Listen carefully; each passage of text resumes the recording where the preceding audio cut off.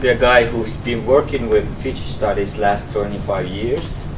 The last 12 years I've been a professor of future studies in a business school in Turku.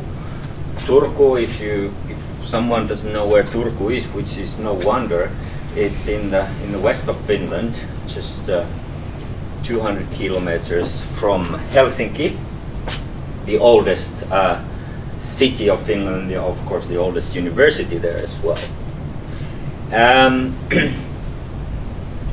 How future studies are linked to systems thinking and linking these two into decision making. I think there are sort of three lines of understanding the type of intervention we're talking about. So the first thing is that we are actually trying to understand and clarify the consequences of our action, and actions that are always somewhere there in the future.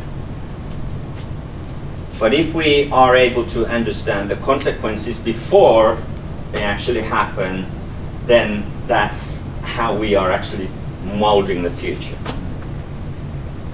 The second thing is about identifying the options. I mean, how do you define what type of options you have actually available? And we all know that our problem usually is that we only think of one or two options. So if you look at this picture down here, and you think about what are the types of options to understand what does this represent, this view that we are looking at, we can say that, well, it's a nice view of the New York City. It's Chicago, actually. But it's in Chicago or somewhere else. So, and then you start to look at, okay, do you look at it from the urban development perspective, or do you look at the you know, how to spend your pastime there, or is it something that really works for the people? If you think about how you fit, you see not hardly any people in here. So. All this type of thing, which is really identifying the options if you think about from the decision-making perspective. And the third thing is what the systems thinking particularly should bring into any decision-making is, of course, to extend the capability of reaching out, doing more so foresight, so doing further foresight than we normally think what foresight can do, which is actually mostly quite sort of a short term. Even if you use the word foresight, it's foresight for next year or a couple of years, particularly if you're talking with the economists in this case. May I interrupt? It was, we did in seven shocks case study, we did imagined with John seven very low probability shocks that will happen in Finland. It was 3 years ago? 2011. 3-4 years ago. 4 out of 7 has happened already in 4 years. And these were the ridiculous low probability events that we imagined. So that's about future. Yeah, that was a good point. So, there is a tendency now, even within the universities, I guess, to think that, well, let's not do the things in the same old way. Let's try to break the old patterns. And I like very much this idea of breaking old patterns, particularly if you're talking about the universities or academic institutions as such, because they have become, as we all know, the kind of ivory towers or churches, as the medieval church was represented. So how to get out of that loop is the real issue here, and luckily, unfortunately, I find that there is a serious interest in my university to get out of that loop, which doesn't only mean that, well, okay, let's break the disciplinary boundaries. It's actually much more fundamental idea how you actually start to co-develop the agendas with other stakeholders in such a way that what the guy from Bill was it in the beginning was saying, that well, we want to reach out instead of staying in, and by reaching out really having some highly qualified collaboration. This is what we are seeking with this new institute as well. So as I said, we just started it off, and we have a partner, particularly in University of British Columbia in Vancouver, but we are also partnering in a lot of other institutions around. It's kind of a thing where we are sort of also in the funding perspective trying to define a new ways how we can actually attract funding, which is not the typical funding that the universities and research projects get, but funding that has a strong intention actually to do something exceptional without thinking that we are actually giving a straight kind of so that it's been kind of a requested this and that type of result out of the funding that we are receiving. So we went into thinking that, well, what would be the type of project that we should sort of launch? And so we ended up that the very topic that we are addressing in this meeting, which is urban resilience, the future of cities and communities, as we name it. We thought that that's the one we should start off with, and we are starting off that by doing that in two particular cities, which one is not with a happenstance the city of Turku, which is rather interesting city. It's a city of 200,000 inhabitants, very much willing to renew itself and find how it could become more attractive. And then we have the Vancouver as collaboration unit in this part of the world. So that's how we have designed this whole thing. So what are we going to do actually? We are right now started with a number of collaborators in this Turku region to really to go on and identify and mapping out what are the key concerns from different stakeholders in the city. And then we are also observing, so what are the interesting signals that we can detect?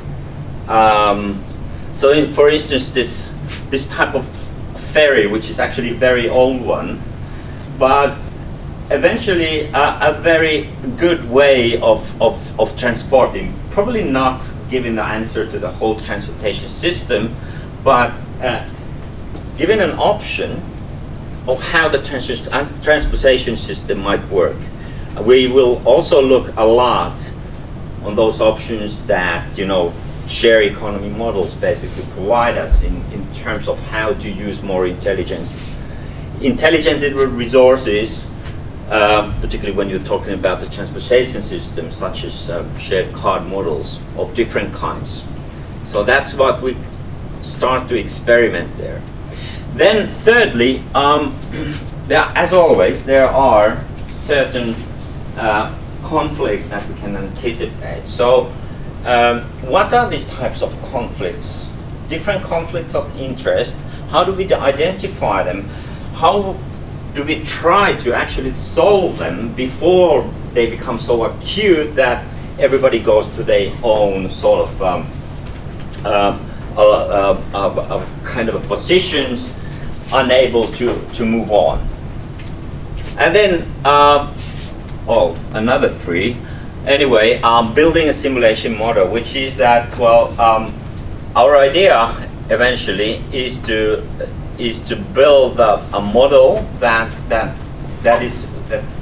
would be a workable simulation model for those parties that are actually addressing the future planning in the city region, to help them to analyze exactly those 3 type of things that I was referring at the beginning of my talk. So we decided to take this transport as a starting point, and it's so funny. Wherever you go, I mean, I took the taxi from JFK here, and 80% of the time I was talking to taxi driver, it was about the traffic. It was how bad the traffic has gone. Even he said that, well, 5 years ago it was much better than it's now. Now it's so bad. And he thinks that he kind of, you know, he needs to shift his occupation. He cannot stand that. And probably this is a kind of an image that we have much of the transport systems of today. So probably that's the hardest problem we are facing in our ever increasing urban sprawl. Which is quite interesting because it goes back to the whole idea of, okay, what is the thing about this mobility which is so interesting, which goes back to, of course, to the human causes. So why are we so interested to move? So why are we this nomadic kind of a DNA still working in us, which now translate to these enormous problems that we have? So, of course, Turku problems might have not much to do with the problems that what we see in the New York City, but still, it's actually the same thing, same types of development, the same patterns evolving there as well, to which decision makers on the city level want to have some workable answers. So, yeah, and actually this is just to show you the picture. Well, this is from Vancouver side, where they are actually have some quite interesting new developments in terms of the shared car models, in terms of the sustainability, kind of a more comprehensive account of what the sustainability in different forms are. This campus, by the way, which is just in the city of Vancouver, is a kind of a state itself or the city itself, very independently making the decisions.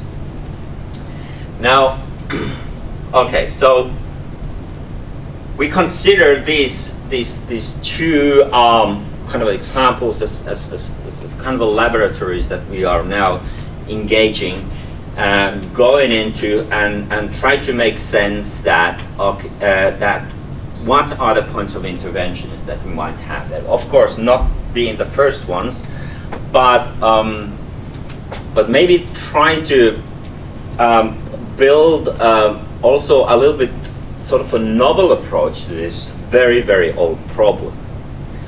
I think I take this one. This is just an example of another type of kind of an angle to this problem. One of my colleagues that I have been working for a long time with the organization tried to help the organization to see their future in a more clearer way, is to understand that there are certain dynamics in the organization as they are in the city region. And this goes back to, if some of you guys know probably about the I Ching and the way the I Ching actually approaches to this question that what's the right type of the balance in any type of the system. So here, for instance, you can see that, okay, this is where there is a consciousness about the decisions. This is where we don't have much of the consciousness, thus we don't have much access to understand what are those types of forces and how we are using them. And here, this is just an example to show that, well, if you have the creativity down, you have also the potential down, the consciousness down, which makes it that you are not actually using your resources in this type of setting in a very good way. So this translates also to the city perspective. If you think about that, are we really creating the type of the space there which allows creativity and potential and the consciousness to arise, so that they builds up this kind of a more harmonic whole in the system? Then you can start to think about, okay, what's your point of intervention there to lift these things up in a sort of a more harmonic and more sort of a lively whole. Right. So this is all beginning. Unfortunately, not able to show any demonstration at that point, but a year after, I promise I will have. I'm not showing then any slides anymore, but at this stage, I need to have that. So this is an idea. I see that there is so much connection for everything that we have heard this morning. So I think it builds up nicely the agenda for our network. Thanks. Any questions for Martin? I have one for you. Yeah. Where do you place the importance of point-to-point on-demand transportation in your study, as opposed to mass transit? Yeah. Well, I think this is a great question, and it really goes up to understanding how you kind of tailor and individualize. It's kind of a new idea of the mass transport, isn't it? Transport on demand, and now we see these different models coming up, and I see that this it's a great new area which actually points to the same direction. That's what Lena was already referring to, namely that just to use more intelligence of the resources that you have. Actually, it's a new form of platform, more economy in that sense, and I think that we're just, kind of seeing the first kind of implications of how useful that approach might be, and probably as we go further, if you think about the transportation, and we heard already this morning that what does the insurance companies do if there are no accidents anymore? I've been working for a number of years in insurance companies, so I know it's a hell of a trouble for them to think about where do they go with their business. Of course, it's still in a very distant future, but we are definitely going on that way. So if there are zero emissions, zero accident, and then zero ownership as well, of course that's when we have the new transportation system. But thinking about the consequences of these 3 zeros, if we ever get that far, means that actually we redesign the whole system. And that's why we have also picked up this transportation as our sort of a core angle to these systems, because there's probably not more important or essential a kind of a domain that we can find. And also this new kind of a on-demand practices are very much coming now on that front as well. Yeah. What other challenges are you investigating other than transportation within this project? And who is the audience on the city side for this project? The audience, if I start from there, I think the audience should be not only the city officials, but I would say the city actors at large. So this, what we're going to do in Turku, is based on my earlier work with creating very concrete platform for different stakeholders in Turku region to think about their future and to think about what are the novel types of businesses that they can start building there based on the idea of using more intelligently their resources. So, you know, along the lines of circular economies and all that. So breaking from the old business models, actually. And the more I've been involved with that type of a project, the more I see that how much there is a need for this type of more collaborative mood, which has been mostly sort of a non-existent. So there are city officials who do their own job. There are the entrepreneurs who do or somewhere else their job, and at some point they always come, and usually in conflict in their interest. So to really to help them to realize how much they have actually potential to work together. So I see this type of a project, which very much with not just pointing to a kind of one slot of stakeholders, but really trying to address all the key stakeholders there and help them to engage with the project and see their own interest in there.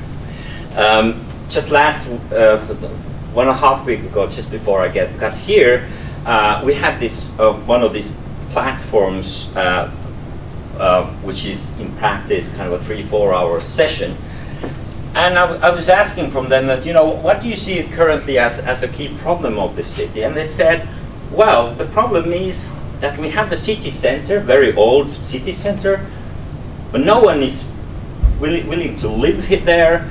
There are no shops anymore around. So it's sort of emptying out. This old historical center is emptying out, and no one seemed to be in position to do anything about it or willing to do anything about it, but it's everybody's concern. So how do you get this concern somewhere where you start to kind of activate the people to find solutions instead of just, you know, looking on, you know, this is what happens and, you know, what can we do? And I think it doesn't happen unless that there are these, that the stakeholders find that they have actually common things that they need to do together. And not just that the city officials need to do this and the entrepreneurs need to do that. And even if this sounds easy, I mean, it's a hell of a complex thing. It's really a complex system how you are able to, at that situation, to actually to activate so that they go over their own interest and see the interest of the others as well. Then your other question, obviously there are other questions besides the transport, but we don't want to define them as now, because we want to go with this idea of the transport as being the key kind of access point. And then we look, when we go further with that approach, what are the other domains that comes there? I mean, you might say that, well, health and the transport are very, very much linked, at least in a theory. You know, what kind of a health impact a certain transportation system have? That's what you can, of course, sort of observe, that there is a relation there, which takes back us to the systems thinking, of course. But to be more clear with that and to understand about the impacts of different options in designing the transportation system vis-a-vis the healthcare and the health system is quite a thing to do. And I would say that this is, again, something which is not typically done in any urban planning as such. And so, so I'm sure that as we move forward, we're going to see a lot of this type of relational issues coming up.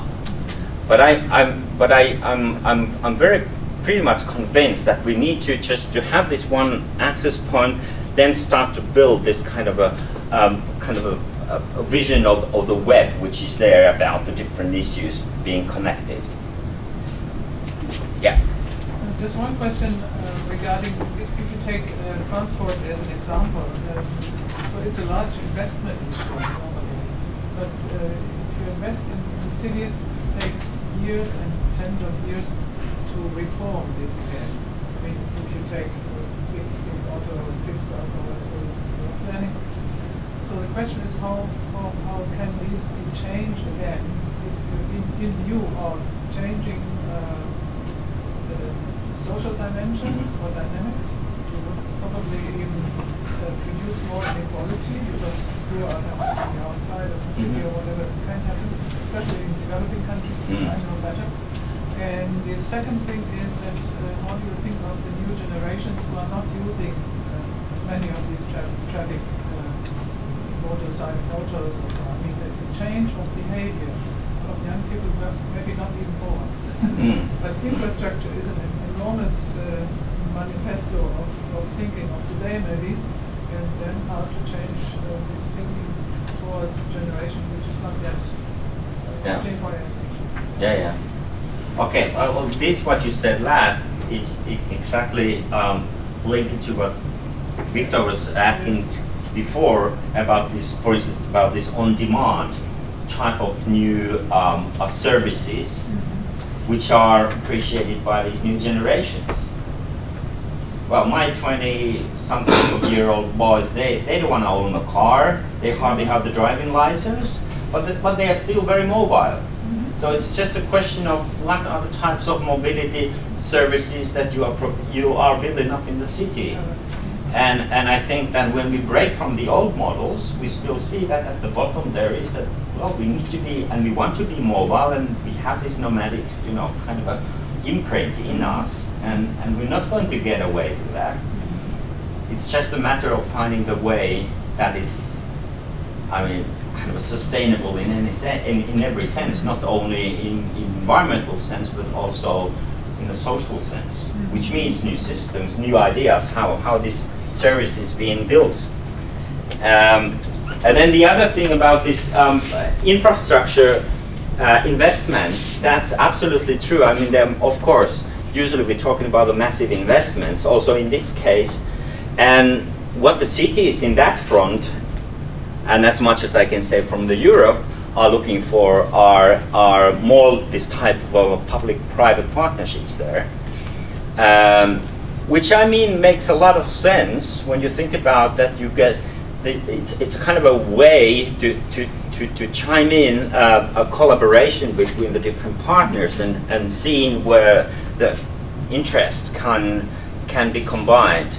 And here too, in my sort of a platform laboratory exercise in Turku, we have taken the investors very early on there as well, because a lot of this discussion in urban planning usually are done without investors being there. They're just kind of city officials plus maybe some other interest groups. But I think it also brings up a new interesting ideas when you have the investors there, without kind of sacrificing the issue to the realm of private interest only. Okay, I think we should move on. Sergio.